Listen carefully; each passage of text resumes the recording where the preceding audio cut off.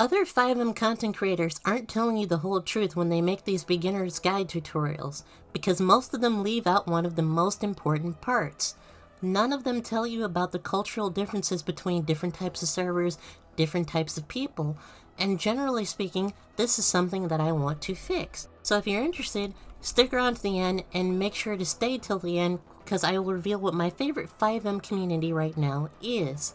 Now, if you're new to my channel, I'm an avid gamer, I'm studying psychology, and I love to bring people together, especially for the queer, the quirky, and the cool. If you need me, feel free to reach out in my Discord, as I wouldn't have this awesome channel without you guys, and without further ado, let's get into the video. With their nails done now.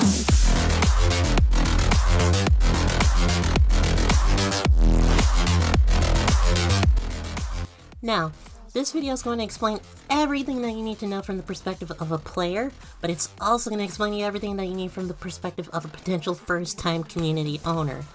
This video will be equal parts tutorial and advice, so my experience is going to play a large part in this video, obviously. If you want my perspective on what it's like to run a 5M community, go make sure that you get your notifications turned on, because I will be uploading another video on this topic later. Now, first, let's get able to play the game itself. Go to the link in the description, go to 5m.net, download the executable, and follow the wizard. Yes, it is quite that simple. Yes, it is going to install on your C drive. I'm pretty sure, like 95% sure, that it can't be installed anywhere else. Trust me, I'd love it to put on my, E or D drive, but simply you can't. But that's okay, because it doesn't take up a lot of storage space, and generally speaking, it'll be fine. Now, if you want to host a 5M server, that's a completely different animal. Go to 5m.net and click Create Your Own Server. If this is your first time making a community ever, and money is kind of tight for you, maybe you're on the younger end, maybe you're just not employed right now, click Create a Server. This will take you over Zap Hosting's website, and they've got some lovely offers for you over there on a budget. Now, I'd recommend Mixmal Hosting, or Host Havoc, if you have, the spare change to give. It is ideal to have 4 cores and 8 gigs of RAM, but you can get away with 6 and having 2 cores. Now, that'll make do, but you're going to want to move towards the higher end later on as your community grows. If it's just you starting out, that'll be perfectly fine. Another thing you want to know is it costs a monthly subscription to CFX's Patreon to have EUP active on your server for a server that is set to more than 8 players on the maximum slot count. So keep that in mind, keep it low in the beginning, and you can have as much EUP as you want on a smaller server, because let's face it, if it's just you starting out with a couple of friends, you want to wait over time as things get bigger and you get regular traffic. Now, if you're going to make a self-made virtual private server, go back to the website we were just on, and go to server-hosting, that URL, and click Host My Own Server. Choose TXAdmin as the option, and there will be a whole guide there on how to do that. How awesome is that? Now, let's talk about cost and strategy. It's ideal to get a core group, and they can't be friends, because they're friends, you can't tell them to piss off if they're doing a poor job. It'll ultimately create strife in your friendship, and that's not really something that you want. If starting community was your idea, try and own the VPS if you can. It's better for you to own it and, have the final say on a lot of matters than to try and go through the rigmarole of trying to get people to agree with you. Obviously, be democratic, at least as far as having democracy, but, sometimes if you gotta put your foot down or if somebody's, ultimately dicking around, you want the ability to have that out. Now, moving right along, let's talk about the different types of servers that there are. There are public servers, and there's whitelisted servers. Public servers are pretty much what it sounds like. The only problem is they're kind of like Gary's My Dark RP. They're very much so public-facing, anybody can join, and usually the quality of roleplay isn't that good. Now, you have whitelisted servers which require an application, and it's a community generally that you have to apply to get into, and usually they have a little bit better quality, but they might come with their own problems. Now, there's also 2 different types of frameworks that most communities use.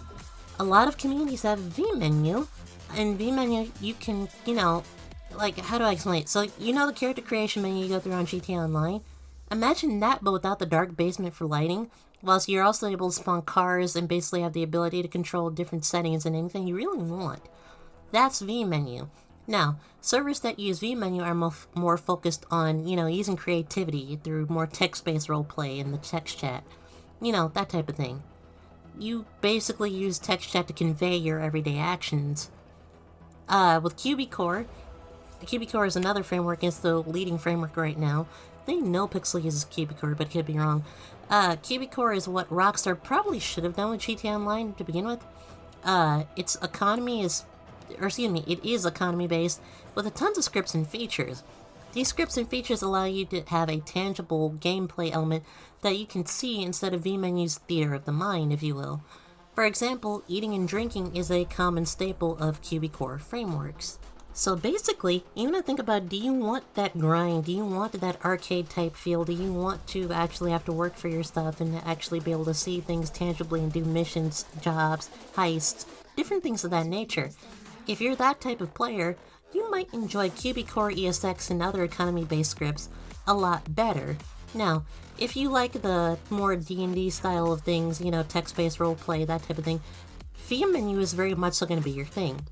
Now, there are some downsides to FiveM that, again, like I mentioned in the beginning, a lot of people don't really get into. There are a lot of predators on this game. These games attract kids, which in turn attracts predators. It's just a fact of life. Schools, for example, are a common job that a lot of predators seek out to do. Most communities are woefully unprepared for these situations. And I should be clear, you don't have to be a child to be a threat or, threatened by a predator of sorts. And I'm talking about, like, somebody who's going to be sleazy, sexual, that type of thing. There's a lot of them in different communities. Sometimes they like to harass grown women, but sometimes they'll harass underage women. And it's just a fact of life that, gaming especially attracts these types of people. Guilt should not automatically be assumed, but neither should innocence. If you see something that's sketch behavior and there's an ultimate motive you can come up with for why somebody might act that way, for example, if somebody's really lonely, and yes, I've seen this play out myself, if somebody is really lonely and constantly talking about how much they appreciate you being a friend and so forth and so on, and then they make an advance, it's really not exactly surprising. Certain behaviors and conditions cause these things to happen, and sometimes the predator may not even be aware that they are in fact a predator. Women especially have to deal with unwanted advances in the online gaming space generally. Ultimately, no means no, and it's not your fault for not knowing what to do or fearing retaliation for that matter, but I'd really just recommend for the adult ladies, turn off your computer if you can, contact somebody you trust, and try as best as you can to remove yourself from the situation if all else fails and you can't get the guy removed from the community. Now, that's the rather dark side of FiveM. Let's move to the kind of lighter but still annoying side of FiveM. There's a lot of bureaucracy and a lot of fights. FiveM is a lot like high school. Some people just love drama. Some people feel the need to be important. A healthy community to join, in my mind, is one that's, A, ran by folks mainly in their late teens or older, B, takes feedback very seriously, doesn't shut down feedback, everything like that, C, doesn't have one department take priority over the others, no special favorite child department should exist, and ABC, what are we on, D? Yeah, D. D, value civilian roleplay that is character-based. And, like I said before, no specific department should take precedence, but civilian roleplay is kind of where everybody starts out, you know what I mean? It's like everybody is a person, right? It really should be called a person roleplay. And I really think that if anything is going to take priority or precedence, that's what it should be. Now, that's kind of the main TLDR on FiveM from the perspective of a player. Another piece of advice that's not even in today's scripts, or in my notes rather, is just don't be surprised if you're in a whitelisted community, you have a staff member contact you, they want to pull you into an office for a conversation. Sometimes they want information about something that went down. Other times they want to, get information about a situation that somebody's complained about for you. The best thing you can do is not be nervous, especially in communities that are more so, let's say, in their infancy. or if the person just generally seems to be power hungry and have a chip on their shoulder, be calm, be cool, collected. Recount the facts as best as you can, but don't be nervous. Because the minute, it's as crazy as it sounds, the minute that you show weakness to somebody who is power hungry, if you genuinely didn't do anything wrong, they're going to capitalize off that and try to use this fear of you getting removed from the community as something to basically scare you into acting in the way that which they want. The fact of the matter is, at the end of the day, it's a video game, and there are about as many different 5M communities as there are churches on street corners. So I'm sure you can find somewhere else to go. I'm sure you can find somebody else to go and play 5M with. But ultimately, do not be afraid, do not be alarmed. These things happen. Most of the time, you can just go, oops, my bad, and everything will be perfectly fine as long as you didn't do something too terribly stupid. Now, wrapping all of this in a nice little bow, what is my favorite 5M community right now? Well, I've kind of ran the gamut, like I said in the beginning, and I've been a little bit of everywhere, but you know what? I really have to say I love Aspirant Gaming right about now. Why do I love Aspirant Gaming? It's honestly because it's the antithesis of everything that we've talked about that is negative in this video. It has really been around for a long time. It's stood the test of time. It's proven itself. You can tell that it's been around a long time by how the veteran members, or even the new members, converse with each other and interact with each other. It's one of the few communities that still has their main community hub centered around TeamSpeak, and I think it's truly because most of the interaction with the community goes on in the verbal form more so than it does the text chat form. I really think that's something beautiful. 99% of staff decisions also on major policy are publicly posted. And it's all transparent. It's the transparency that we've been asking out of a certain other community for a little while now. And honestly, they've shown a great ability to evolve and are probably the most adult-friendly server right now. No, I'm not talking not safe for work, but I genuinely mean that most people seem pretty mature in the community, and that's a very, very big upside.